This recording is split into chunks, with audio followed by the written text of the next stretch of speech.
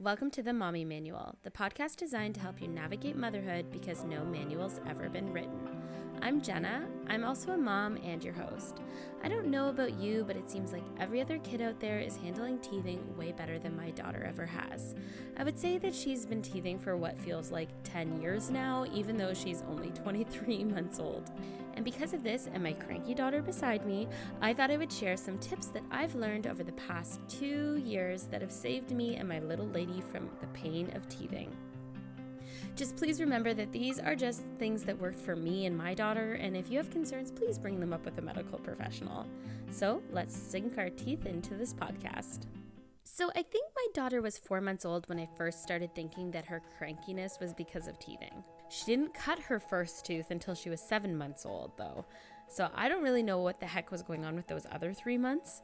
But when she sprouted her first pearly white at 7 months, that's when the fun of teething actually began. When we started the teething journey, I would clean my finger and rub her gums just like every other Googling parent out there. And yeah, it helped for like a week. And then I had to make the call to my mom when when that was failing and I didn't know what to do. I picked up the phone and I called my mom and I said, "Help me, Mom." And she is so miserable and I'm lost. So here is everything I've learned. Basically everything my mom told me, some previous colleagues told me, and some friends told me that actually helped me a lot. First thing, baby wearing. It helps a lot. My little miss is super duper duper clingy when she is teething, and honestly, I don't blame her. It seems like it really sucks. Have all these little beings that can't really explain what's going on, have all these sharp things jabbing through their gums. It just seems like such a bad idea.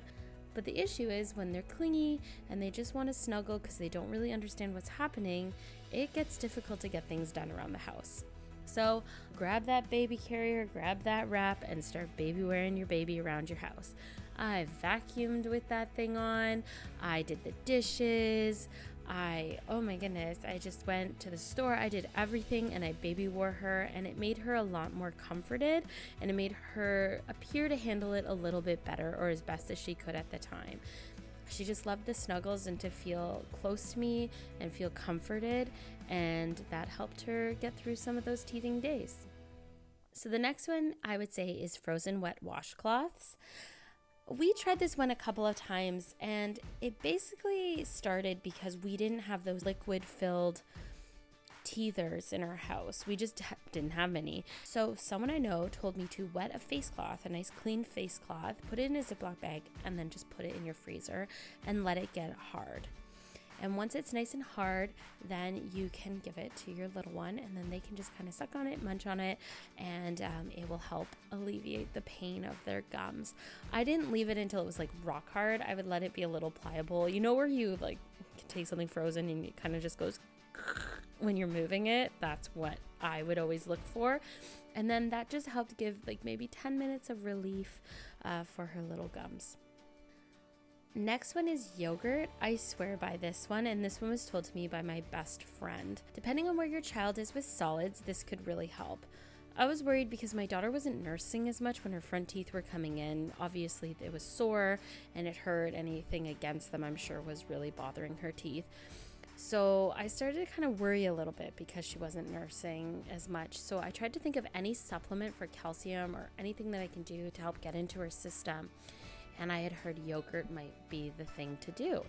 So that's what I did. I picked up some yogurt, and it's nice and cold, so it's soothing to the gums, easy to chew, and she still got some calcium and some nutrients in there when she was consuming the yogurt. So definitely one that I would say consider if your child has started solid foods. It just worked really, really well for us. Next, teethers. Teethers are made for a reason. They're called teethers for a reason, and some have worked for us better than others. Like I said, we didn't really use those water-filled teethers in our house. We didn't have any, and then we just found ways to do it without. So if you use those water-filled teethers and you swear by them, that's awesome, and I probably would consider it in the future.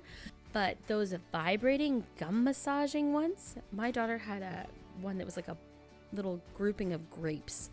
and it vibrated, and oh my goodness, she would just sit there and just munch down on it, and it would make us laugh because we'd all be sitting together watching TV or whatever, and then all of a sudden we'd just hear and we'd look over and there's my daughter just like munching down on these grapes. Those were her favorite by far. From about the 8-month to, I would say, 11-month range, those were by far her favorite kind of teethers. She just loved them. They seemed to give her the most relief for our household, and it also was just kind of hilarious to all of a sudden just hear it go off. Another type of teethers that we found actually worked better for her later on. So once she hit about 11 months to, I would say, like 14 months, she really got into different teethers that were just simple shapes that had different textures to them. And she moved away from the vibrating gum massager, and then she moved on to these ones with the different textures. It just seemed to add something to her that she just wasn't getting before, or she was just had enough teeth now that she just liked being able to stick those teethers towards the back of her mouth and just kind of hammer down on that. Obviously the vibrating teethers are a little bit big, so you can't really fit that at the back. And speaking of shapes and textures that are perfect for your little ones, Ashtonbee has several teething products that should help your little one through their teething journey. From fruit fillable teething pacifiers to a 5-pack of various fruit-shaped teethers offering different textures for them that they find will feel best against their gums, sort of like my little lady was experimenting with different kinds of teethers and just found ones that worked for her during different stages of teething. This is really exciting. Our newest teething product is a Dino Teether Ball. This ball is made of silicone and is bendable and pullable and twistable. It has many textures and shapes to make it the perfect teether for your child through all of their stages of teething, but it's also a great toy because it's a ball. They can throw it around. It's perfect, and I really suggest that you take a look at it on Amazon. And of course, if you need someone to lean on through the teething struggle, because we've all been there and we all understand how much it sucks for you and your little one, join the Hive. It's our private Facebook group for parents and soon-to-be parents. It's where you can go for support, laughter, and ideas, and it's a totally judgment-free space. So you can go in there and say, I don't know what I'm doing with teething, I feel lost, and a lot of the moms on there and dads will send you some tips. So make sure you check out the Hive. And back to the podcast. The other thing that we really enjoyed, and my daughter enjoys it more now as she's waiting for her last eye tooth to come in and her 4 back molars, is like breast milk pops or frozen fruit or applesauce pops or yogurt pops. I don't do breast milk now. My daughter's older than that in our household, but there are a lot of options out there. There's a lot of different products that you can buy that can make little popsicles for your little one. And so I have a set, and I just put in applesauce, just straight up applesauce, no sugar added, into these little containers, and then I stick in the little sticks and I put them into the freezer, and then in a few hours I have them ready to go for her, and she loves it. I've done them with yogurt, and I've done them with back a little bit earlier, I did them with breast milk. There's a lot of options for you with doing the breast milk or the frozen fruit pops. Also, Ashtonbee has the fruit fillable teethers that you can put into the freezer, so you can have some frozen or very cold berries in there. You can also use applesauce, or you can use breast milk in those as well. And we have a video on our YouTube channel which will show you how to do that. This is probably the most bizarre one I ever heard, but it's one of my favorites, and that is waffles.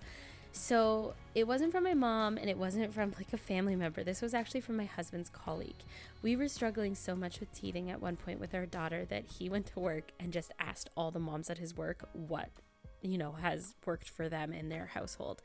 And his one colleague mentioned frozen waffles. She said, get the mini frozen waffles from your grocery store and give them one of those. They're already cooked. You just have to heat them up to eat them. So it's not like you're giving them raw dough. And my daughter would just munch on that. And as it thawed, it would kind of break apart and she would just kind of eat it. But I think also the texture of the waffle was great. And this is going to sound disgusting, but it's true.